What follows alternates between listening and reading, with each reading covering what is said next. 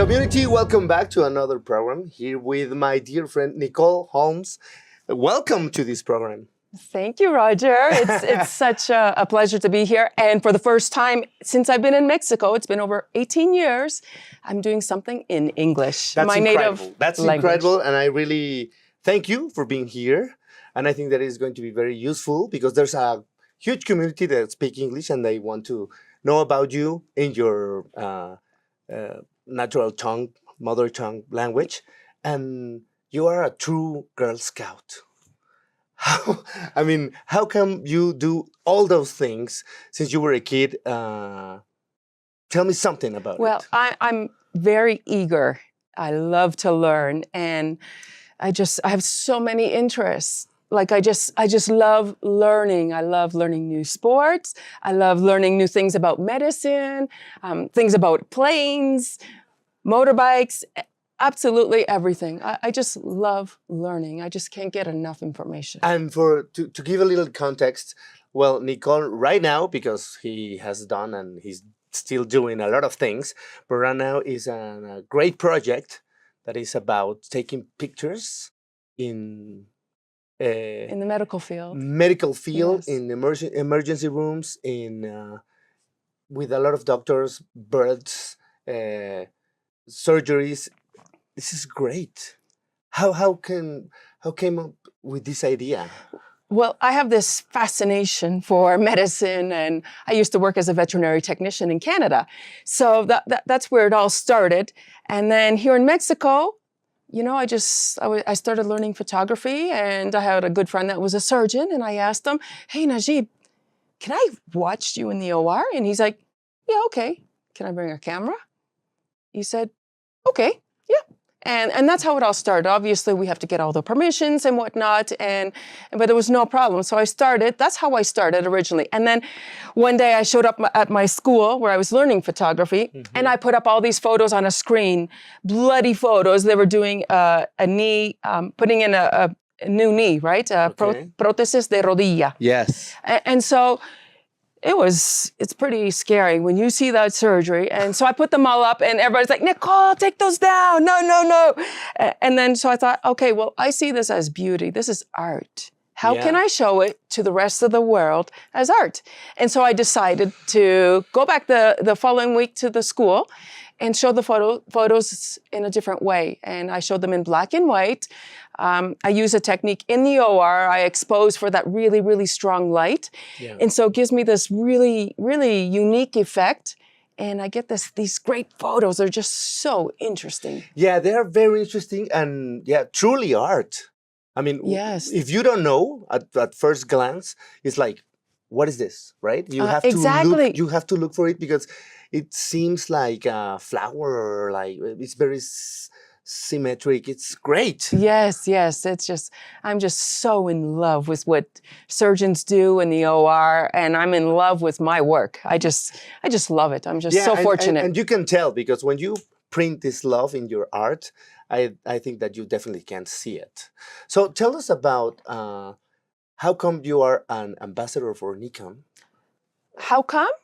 Well, originally, I kind of turned down the offer because I didn't think I was the right person for the job. Really? Yes. And 2015 is when I started as a Nikon ambassador here in Mexico. There was originally 3 of us. Gabriel Rose, another guy named, David Lea. And also He's British. You're the first woman, right? Yes, the first woman. That's great. Exactly. So congratulations. Thank you. And so there was 3 of us, of the originals, and Nikon looked for me. I didn't look for them. I had started doing things with Nikon, helping them out with certain things and whatnot. But I was still in the world of photography, still fairly new. You know, I was just a baby in photography, but I was doing something really unique and different, something outside of the box. Yeah. Doing photos of surgery, doing nude photos of couples. That was my first job. Oh, wow. Where they actually paid me money was doing a photo of a couple with beautiful bodies and really artistic photos, but they were nude. And this was in Mexico too? This was in Mexico, Oh, yeah. nice. Yeah, my career as a photographer is only in Mexico. All right. So. And then after you are also ambassador for BenQ? Oh, yes, that has now finished because BenQ supposedly is not going to be making monitors, professional monitors for photographers. They're switching, I think, just to video. Ah, wow. So, but that's okay.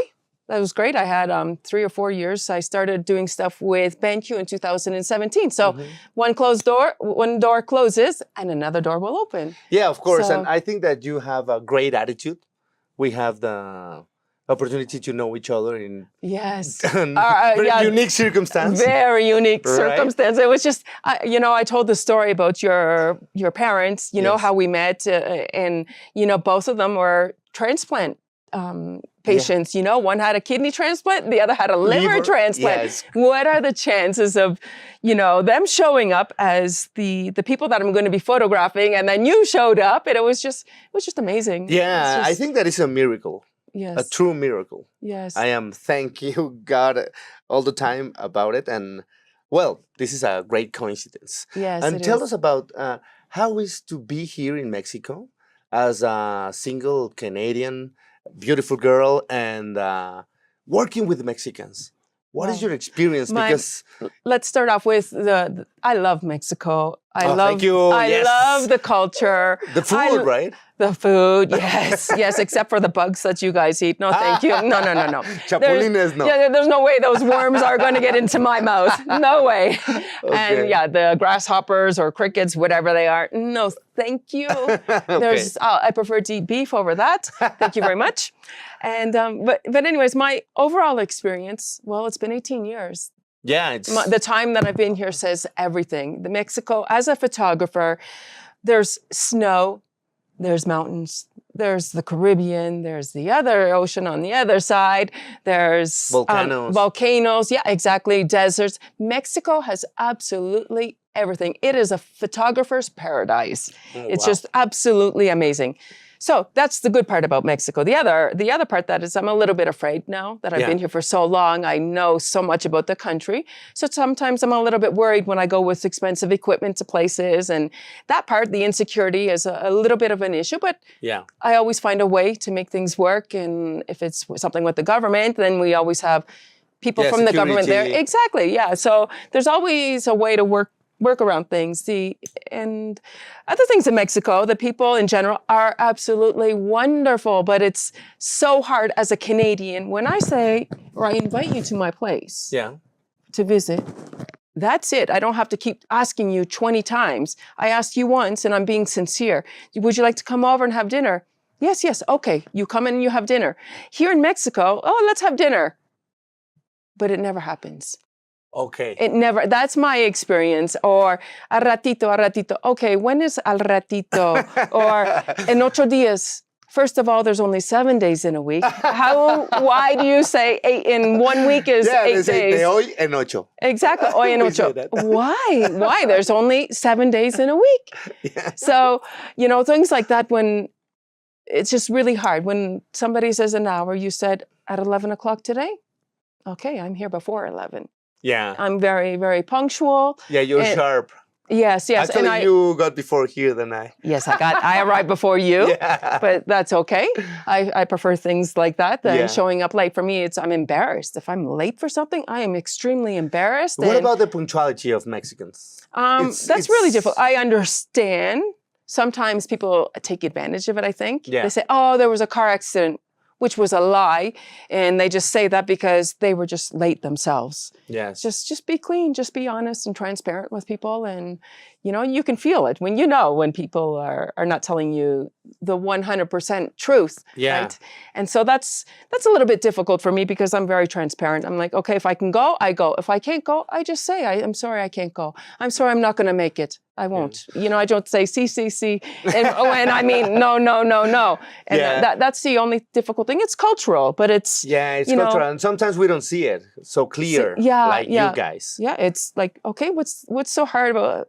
I'm going to meet you tomorrow at 10. What's so hard about that? You plan, you can check. Nowadays, we have Waze, other applications where we can check the traffic so we can prepare in advance. Yeah. And so there's really no reason unless it's a big accident that happens and you're on the way to go somewhere. Always these kind of things, but normally not. Yeah. And what do you think about, we Mexicans, we cannot say no too often, right? We always I say know, I know. It's just Do you say think no. that? Yeah, I totally agree. Absolutely. Yeah, you just learn to say no. You know, Yeah, you don't have to make. I think it's partially you're afraid to disappoint people. yeah, I think And so. you know, I'm very, very similar, but at least I can say no. Yeah. But it's really hard. I For us, completely it's very understand. hard. And what could you tell us about the business model that you have in Mexico? Is it easy or is it difficult to have clients? I mean, you speak perfectly Spanish. Mhm. That's a good thing for you, right? Yes, yes. And but what do you think about doing business with Mexicans? In general, it's great. Okay. But you know, as a foreigner, you do have to learn how things are done in Mexico. Yeah. You have to learn how to do business in Mexico. I can't go with my mentality or my Canadian mentality Yeah. enter Mexico and try to change things to my way, which is the Canadian way. I can't do that. It doesn't work. Yeah. So most of us foreigners try to do that. We arrive in the country, we try to say, no, this is what works, this is how we do things, and this, and that. No, it doesn't work like that. You have to adapt to the culture. Yeah. And sure, so you can bring some of the things from your own culture, the way you do business, and mix it with the way we do business in Mexico. Yeah. And that's my experience is, you know, I tried to do things my way at first. It didn't work.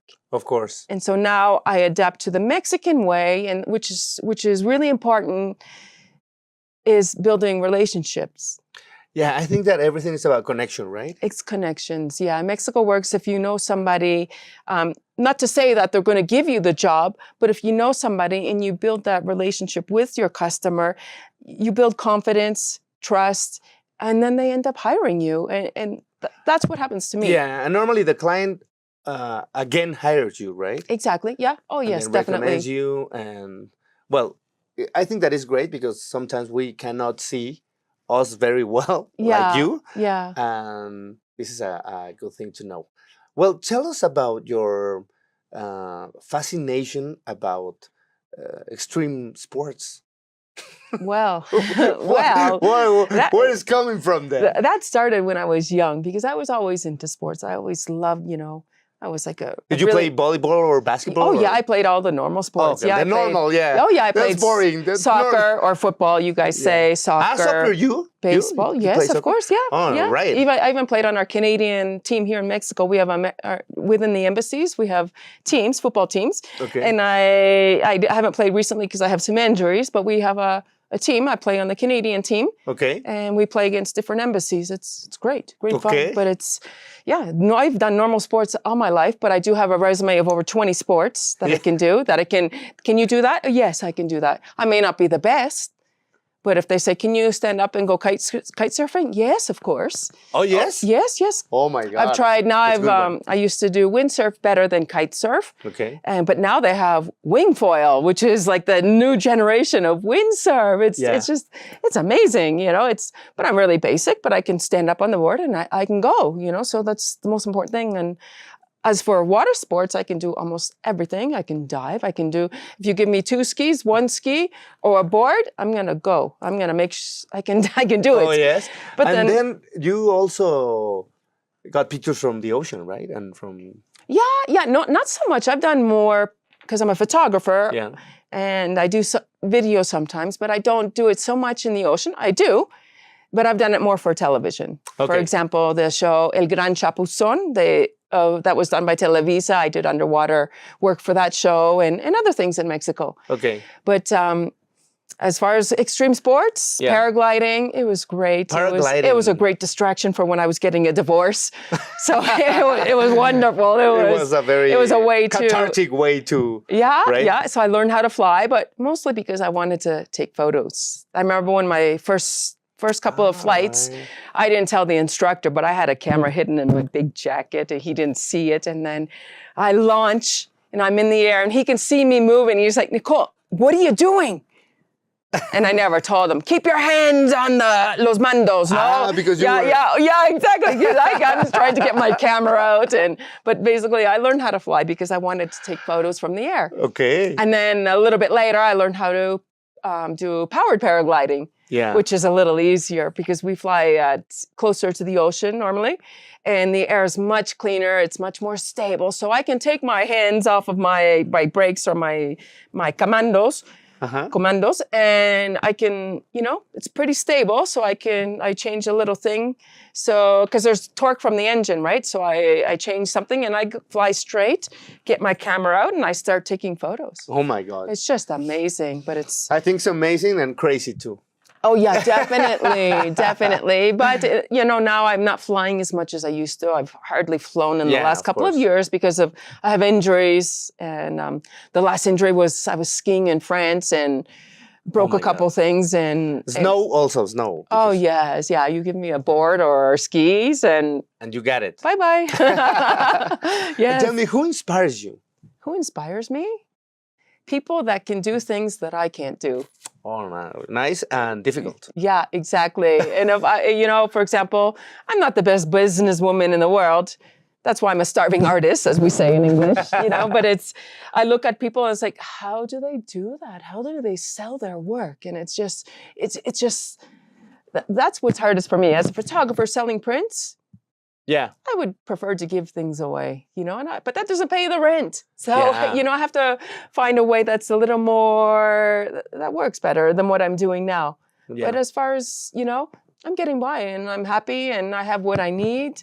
And the most important thing is I'm happy. Of course. I'm adapting to what I have. I live the life that I can afford to have. I don't try to pretend I'm somebody else with a multimillionaire. No, that's not me. I'm Nicole. I'm a photographer. I live my life. I'm good at what I do. I'm very dedicated. And I'm eager to learn new techniques and new things in general. Yeah. And I think that's what's important. Wow. Amazing. Yeah. I love this interview. And we're going to stop here because we have another segment. Okay. But where can we find Nicole? You can find me normally in the OR. Or in a hospital, or up in the air, or on the wall, on a mountain, in the rocks climbing. But if you're talking about social network, you can find me on Instagram. It's Nicole F. Holmes, as in Sherlock Holmes. So Nicole F. Holmes. Mm-hmm. Then you can find me that way on Twitter or X, I guess. Yes. Twitter. Most places you can find me that way, or just by my name, Nicole Holmes. Nicole F. Holmes. Yeah. And F as in... Francine. Nicole Francine. Yes. Nicole Francine Holmes. C'est ça. Okay, well, thank you very much, Nicole, for this first interview. And then I think that you're going to share about the newest camera of Nikon, right? Yeah, it's the newest or the top of the line. The top of the line camera. So we expect you here in the second segment. Thank you very much. And thank you, Roger. And thank you to all of you. Great.